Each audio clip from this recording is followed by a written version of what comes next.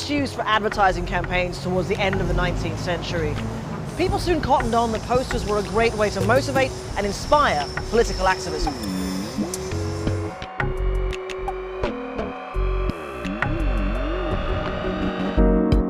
This exhibition in London showcases posters of protest, all fighting for political and social change.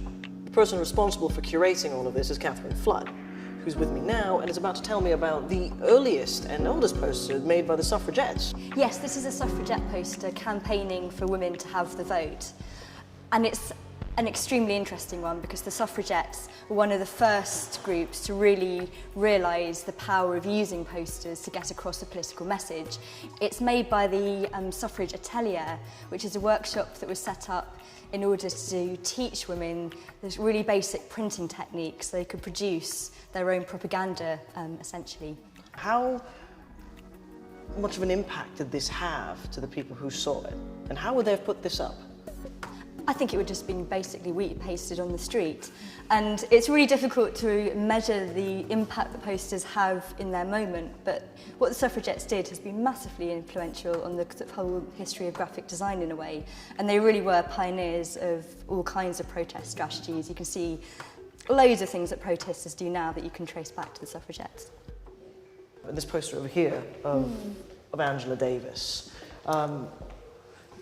Graphically, it's about as close as you can get to poster minimalism, I suppose. Absolutely, it's just a close-up photographic portrait, and all the posters in this section are from that post-1968 moment where there's a real revival in grassroots political activism. And really, at that moment, the poster has a new life as a tool of protest. And we were talking earlier about posters that went on the street. I think this is something that you would have had up in your home, in your bedroom. And Angela Davis, you know, an absolute kind of icon of the civil rights movement. It doesn't even need the text to say who it is. She's so recognisable. So this really strong kind of female figure in the civil rights campaign, as recognisable as Che Guevara. From a designed visual language, we move on to a language that's using things that are already in the public domain, things of media and press. This poster and babies. What can you tell me about the My Lai massacre and babies? Well, this is one of the most iconic protest posters against the Vietnam War.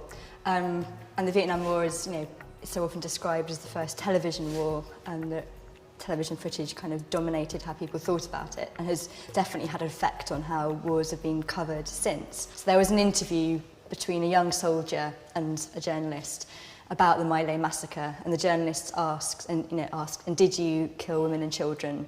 And he replies, yes. And the journalist says, and babies, and he just says, and babies. So it was, that kind of very raw admission as to what had happened.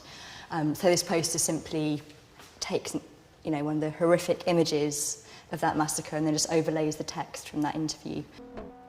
This image over here, which is something to No Nuclear Weapons, which was made by a guy called Peter Kennard. And I know a little bit about this image in the sense that I know that Peter went off to Hamleys, to their sort of toy missile department, and went and did this massive cardboard cutout of the CND symbol and then broke the missile and put it through. I think this is kind of one of the first few times you start getting something that's actually mimetic, because this image was then recreated and remade and repurposed by tons and tons and tons of people afterwards. Absolutely. I mean, that repetition of imagery, and and also what we kind of think of as the sort of Photoshop style now, does have roots definitely going back to what Peter did in the 80s. What he would do in taking kind of two images and fusing them together to kind of create a new meaning, and often to kind of expose the lies in the original images, was incredibly powerful. And this image was seen in so many different contexts. It was on posters, it was on badges and T-shirts, in newspapers. It had incredibly wide distribution, such that Peter Kennard became known as Britain's unofficial war artist. Something I've noticed with a lot of the posters, almost all of the posters here, is there's a distinct lack of commercialization of that image. Although you are definitely selling, and you're still speaking the message of selling, there isn't any profit to be made. And that profit was almost a kind of social purchase rather than a capital one. Well, I think the other approach that people started to take, definitely with the rise of globalization and sort of corporatization, was basically subvertising, taking corporate imagery and reworking it in order to turn it back on itself. And that very often takes the form of sort of tinkering with logos and kind of giving people that sort of double take. So it's taking images that you're already very familiar with as a consumer. Absolutely. And deturning that image and repurposing that image for a political agenda. Definitely. Yeah. And I think a really kind of wonderful early example of that is Esther Hernandez's famous Sun Mad poster.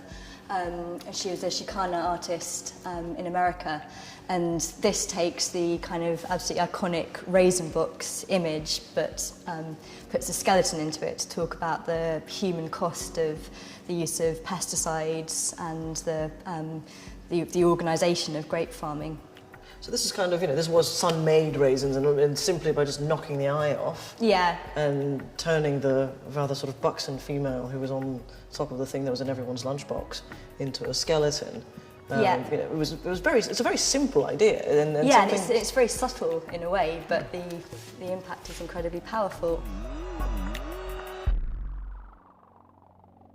Of course, the use of posters as political messaging is meant to ignite the fire of protests and to challenge authorities.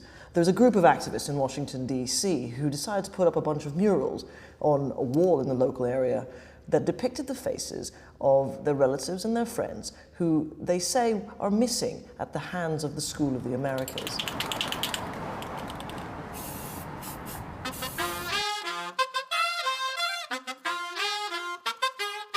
Tú nos dices que debemos sentarnos, pero las ideas solo pueden levantarnos, caminar, recorrer, no rendirse ni retroceder, ver, aprender como esponja absorbe. Nadie sobre todos, faltan todos, suman todos para todos, todo para nosotros. Soñamos en grande que se caiga el imperio, lo gritamos alto, no queda más remedio. Esto no es utopía, es alegre rebeldía del baile de los que sobran de la danza tuya y mía. Levantarnos para llevar. Ni África ni América Latina se suba. Un barro con casco, con lápiz a patear el fiasco. Provocar un social terremoto en este charco.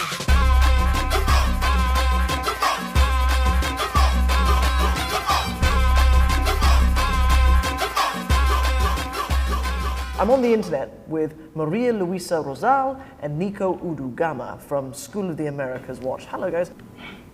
Well, good morning and thank you, or good afternoon. I've seen a video of the work that you put up in Washington, D.C., whereby quite a few of you were arrested afterwards. And this was a wall where people had previously put up posters and various things in the neighborhood in D.C. And then suddenly nobody was arrested for that. But for this one, quite a few of you got arrested. Why do you think that was?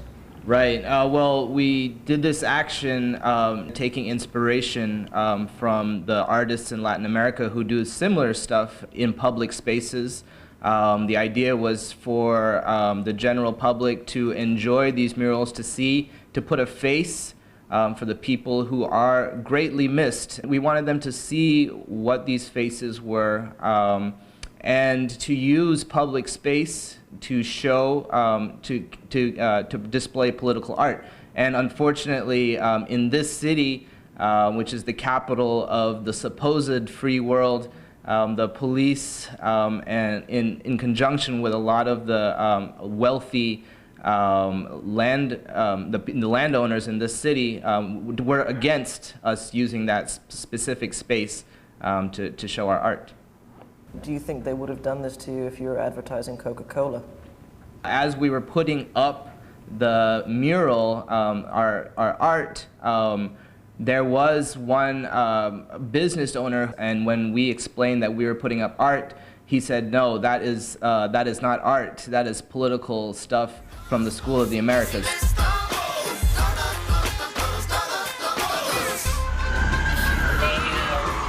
Quick cuss on me, and then They didn't tell me if I was under arrest.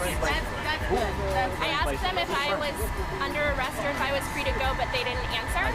DC cops do not like art activity. This is what DC wants.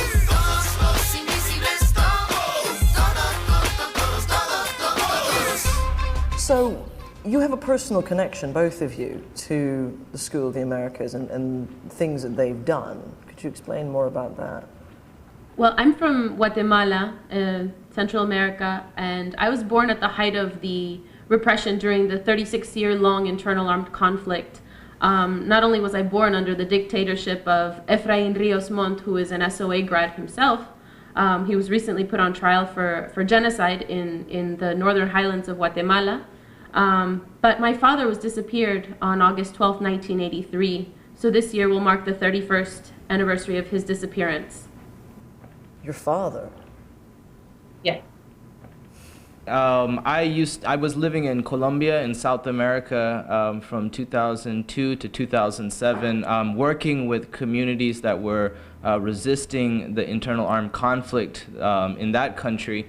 And many of the places that I was in, we would see the effects of School of the Americas graduates. Specifically, I was in the peace community of San Jose de Apartado, which was resisting the war, which was saying no to state violence.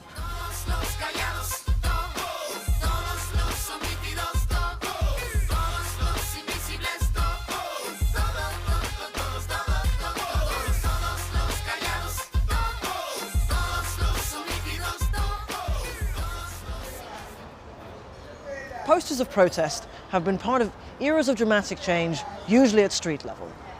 Protest is all around you. Look left, look right, but look hard.